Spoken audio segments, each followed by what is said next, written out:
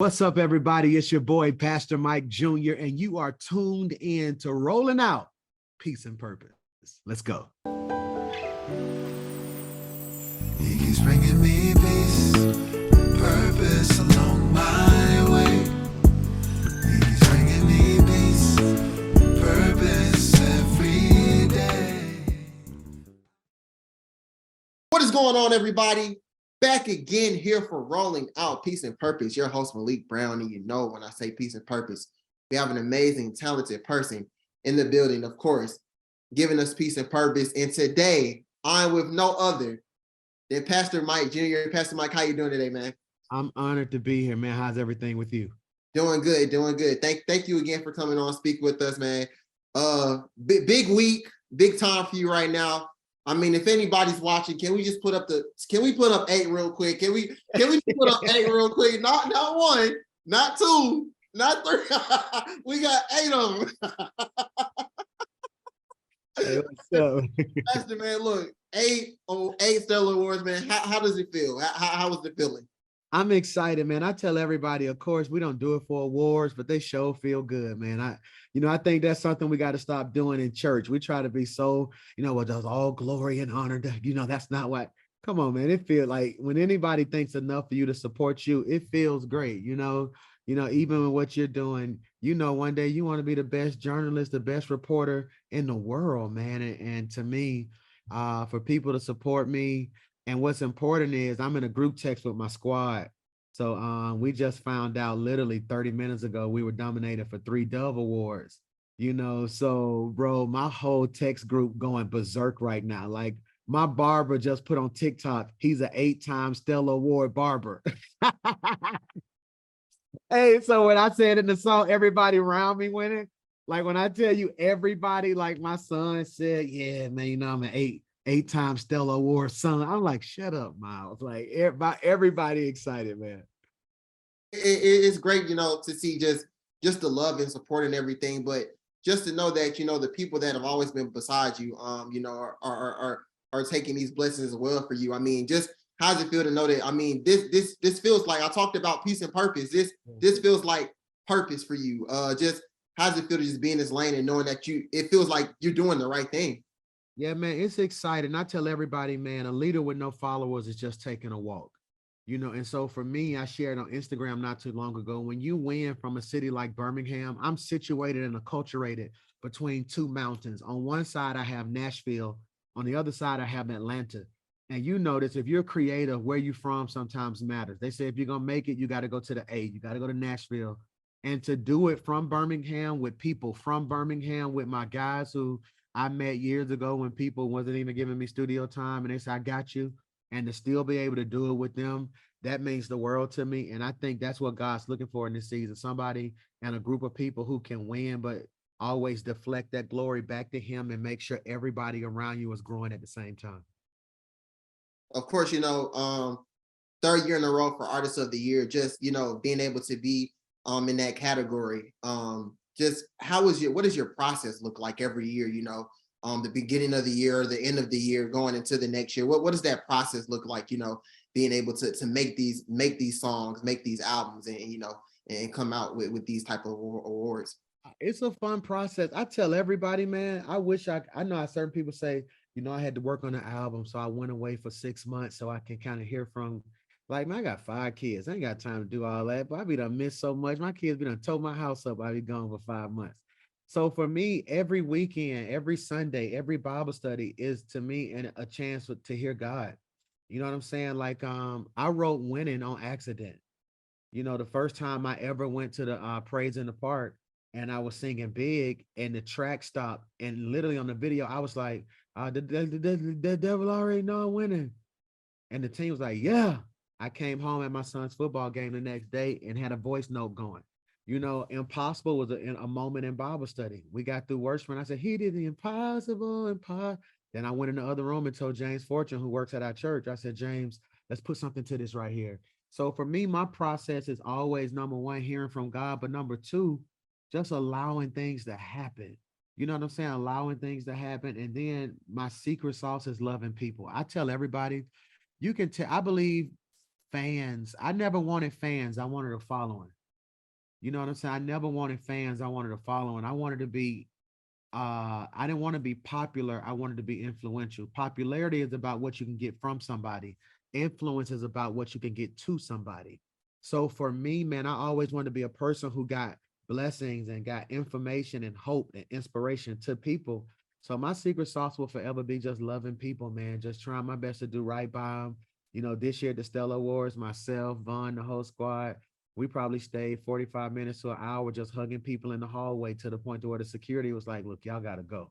You know, so for me, that's gonna always be the sauce. And I always love and honor the Stella Awards because they're the only award show for the most part that allows the people to vote.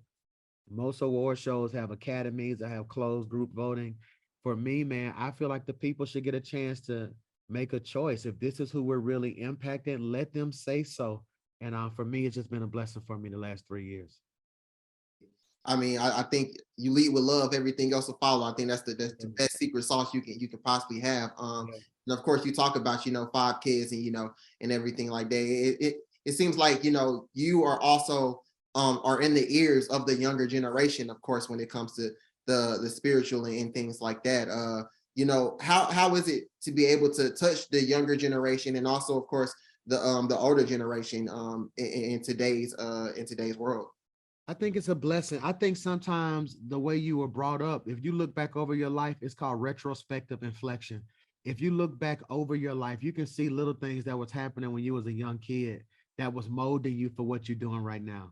So for me, I thank God for parents who didn't let me run the streets for the most part. They had me sitting in revival. They had me sitting in a men's Sunday school class. You know what I'm saying?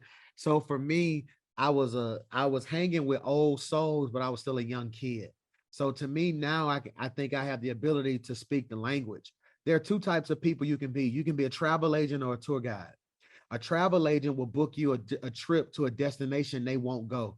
But a tour guide will be in the jungle with you saying, watch out for that lion, watch out for those bears. So for me, man, my goal is to be the sweet mix of both.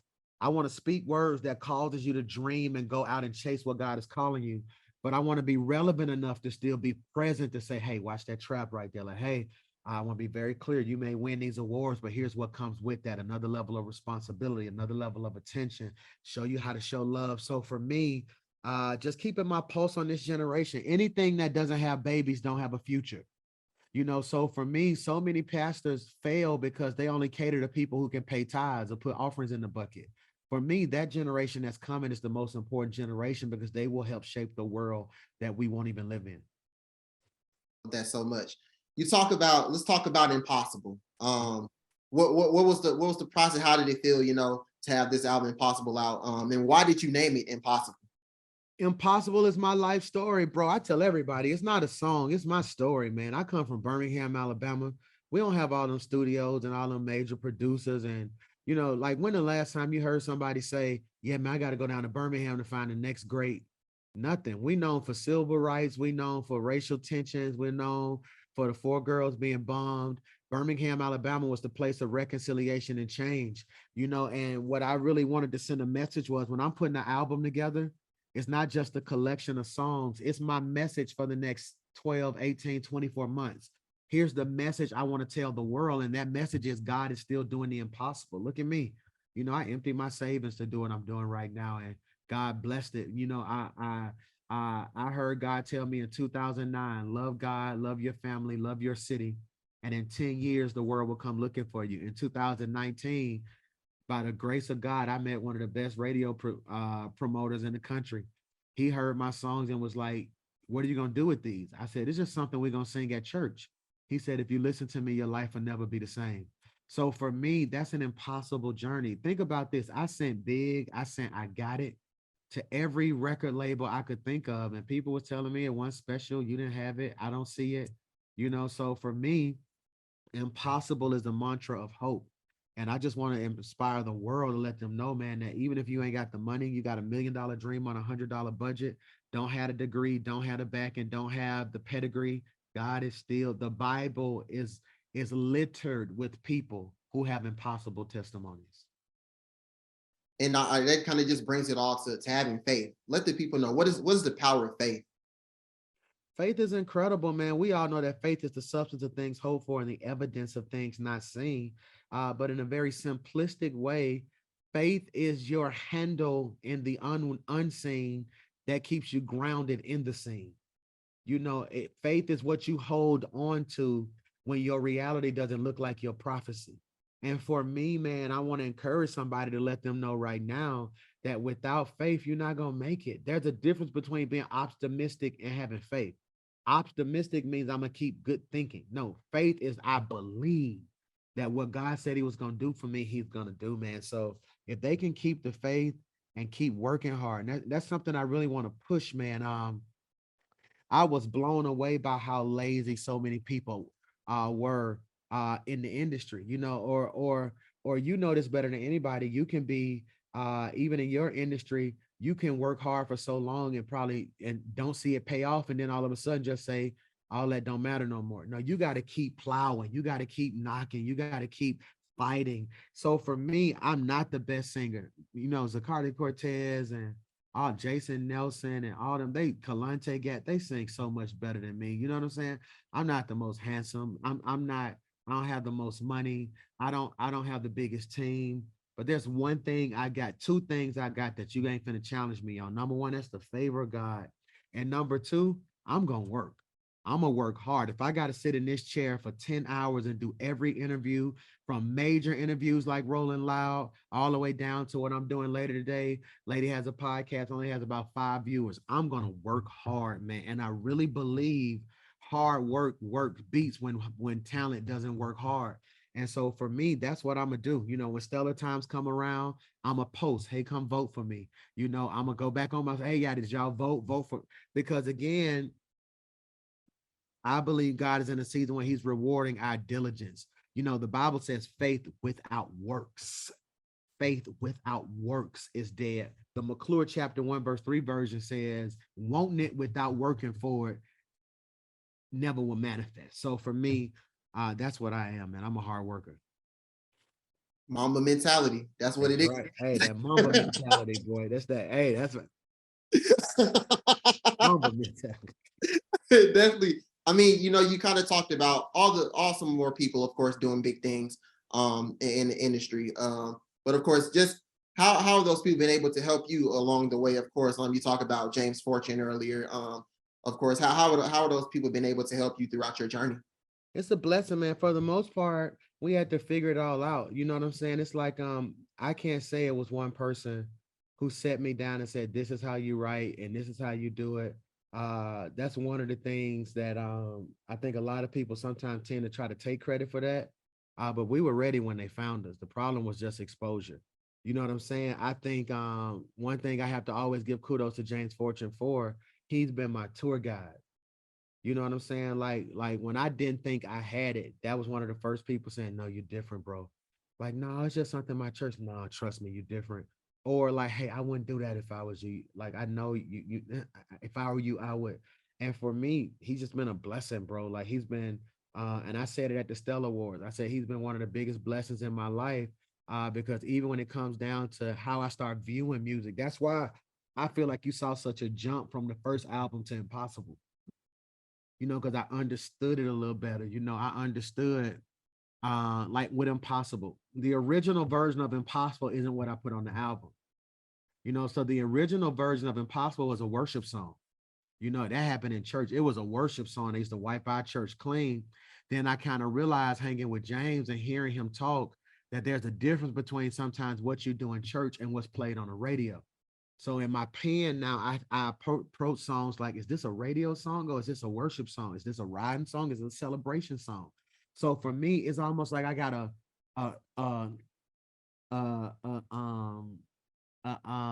high-end education. It's like a high-end education in gospel music and songwriting from one of the best in the world right here in the church. So for me, it's a blessing, and I just thank God for him, man. That's why I wanted to use my time at the Stellar Awards to do something that I honestly feel so many people should do. Like if you look back over this life, and it just blesses me, and it's crazy. Like really sit down and think about all the people James Fortune has blessed. You know what I'm saying? Without James, there would be no Zacardi. Without James, no Lisa, no Smith. Here's something that most people don't know. James Fortune paid for the entire recording for Todd Gabba's first album, the song Lord You Are Good. You know what I'm saying? And so for me, I feel like people like that, especially in the industry where there's so many gatekeepers and so many people who gonna tell you just enough to make you think they helping you. It's a blessing to have somebody really pulling the veil back, saying this is how you do it. So it's a blessing to me. You know, like I said, you're inspiration to like I said, the younger generation, older generation. Of course, I follow you on Twitter. And it seems like every hour or so, you give us a little inspirational message. I gotta ask you, is it you tweeting or you got a social media manager? Let me, hey, I'm finna give it to you right here, man. I'm finna give you the secret sauce live on Rolling Out. All right. So let me tell you. So look, it's me. I don't have a social media manager. So what I do is I use this app. And so what I do is, man, every time a thought hits my heart, I type in the inspiration. You know what I'm saying? And then I put it in my app and it cues us up because I understand algorithms and I understand how you feed the monster. So I got it set for like 4 times a day. Just go. But somebody just told me yesterday, like, you pastor church, music career, 5 kids. Ain't no way you doing all that tweet. Hey, I told him, I said, hey, man, I work hard. It's Mamba mentality. But truth is, I got this app called Buffer, and it lets me set up all my quotes, and I can just shoot it out like that. Yeah.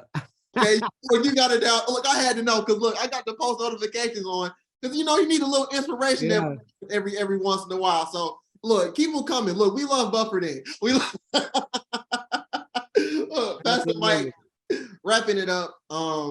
What's next? I got it. What's next? What's next? Man, what's next? That's a powerful question. For me, man, it's more of what we've been doing. I told somebody yesterday, I said, I don't have to plan what's next because my now has always been in God's will. You know, and when your now is always in God's will, your next always becomes your now. And so for me, last Friday, we gave away $20,000 to every first year school teacher in the city of Birmingham. So all of the first year school teachers in the Birmingham school system got stipends so they can get all the school supplies they need. We're going to continue to love people. We got Adia, who we're getting ready to work on a project with her. That's incredible. We got Tavinci, the Sound of the Rock. I really don't want to, I want to break a cycle that I see happening in gospel music, that I see happening in the Black church, that I see happening in Black culture, period. All of our leaders die with the baton in their hand. You never see an exchange in the African-American context. You know what I'm saying? So for me, I want to do my best that while God's bringing me up, because I'm not where I need to be yet. I'm not a Kirk Franklin. I'm not none of these guys yet. You know what I'm saying? But one thing I do want to do is, instead of climbing 50 flights of stairs and then yelling down, this is how you do it. Every time I go up a step, I just want to turn and bring another person up a step. And I go up a step, bring another person up a step. So that's going to be my goal, educating independent artists, because that's the blessing. We've done all this independent. You know what I'm saying? And so for me, just figuring out how we can keep gospel music, and I know people hate hearing me say the Black church, but I'm not, it is a such thing as the Black church. The Black church and gospel music alive, man. That's so important to me. And that's what I'm gonna be all about. Look, at the end of the day, it's all about paying it forward. And Pastor Mike, you are paying it forward. Thank you. Thank you so much, Pastor, for coming on, speak with us, Rolling Out. Congratulations again. Before we go, let the people know where they can find you, where they can find Impossible. And yeah. Rolling Out. What's up, man? It's your boy, Pastor Mike Jr. Follow me on all social media outlets at Pastor Mike Jr. Go to iTunes, go to Spotify, wherever you get your music, Tidal, Amazon Music. Download the new album, Impossible. It is hands down the best album, period, of all genres that is out right now. And I told my son I would do this today. I lost a bet with him. So Rolling Out, in the words of Roman Reigns, acknowledge me. Acknowledge me. Hey, your son got you good. He got you good. Acknowledge me. Pastor Mike, thank you so much, man. We appreciate you, support you here, Rolling Out. Thank you so much for coming by. Thank you, bro.